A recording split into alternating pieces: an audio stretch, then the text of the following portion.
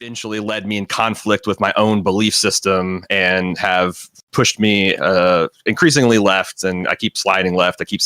I'm waiting to see where I'll actually stop. But and the other thing I guess I try to do is, because I have as a big broad audience of pop culture, I have a pretty good swath of like conservatives and liberals and progressives. And I guess I see my role as kind of nudging the audience a little bit left and trying to like fireproof them against like authoritarianism and kind of grifters, because there's a lot of that on both, quote unquote, both sides of the political sphere. Yeah, I would say so, for sure.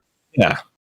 Like to hand people off to the people that, are going to take good care of them intellectually and politically. So I think you're one of those types. Oh, one thing that I've noticed is one of the worst types of online political commentators are people who exclusively criticize people without actually putting forward any affirmative or positive ideas of their own. Because when you're criticizing a group of people, you have absolutely no idea, at least from an audience perspective, where you're supposed to go following those criticisms or where those criticisms are coming from. For example, I have a friend called Sh0eonhead, who is popular and still is in the skeptic community, and has been for the past 5 or 6 years. And she's made many criticisms of like liberal feminists, like the wine mom type of feminism, like the more sort of the veneer of social progressivism wrapped around disingenuous shell. Yeah, and she's made those criticisms, and a lot of people thought because of that she was quite far right. Because she was criticizing feminists, when in reality, she was criticizing their inauthenticity. There are other people who do this as well. If you criticize people, you don't really have a good measure on where your audience goes after that. So I think it's very important to mix criticisms with a very, very strong and affirmative defense of the things you actually and directly believe.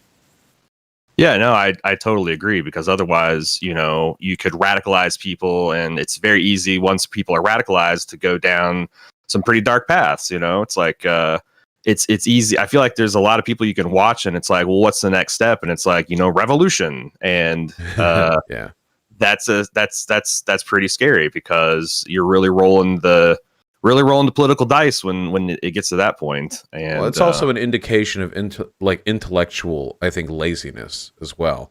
Right. It's so easy to say that as a more radical political figure, which I'd like to think that I am. Just saying like, oh yeah, dude, revolution, we need to overturn the system. Like, well, okay, phenomenal, great, wow, right, fantastic idea. There have been thousands of people in America who have tried to do that for some reason or another, to some effect or another. Where does that get us? We clearly need some kind of Right. We clearly need a better, groundwork to be laid before we can even consider ideas like that.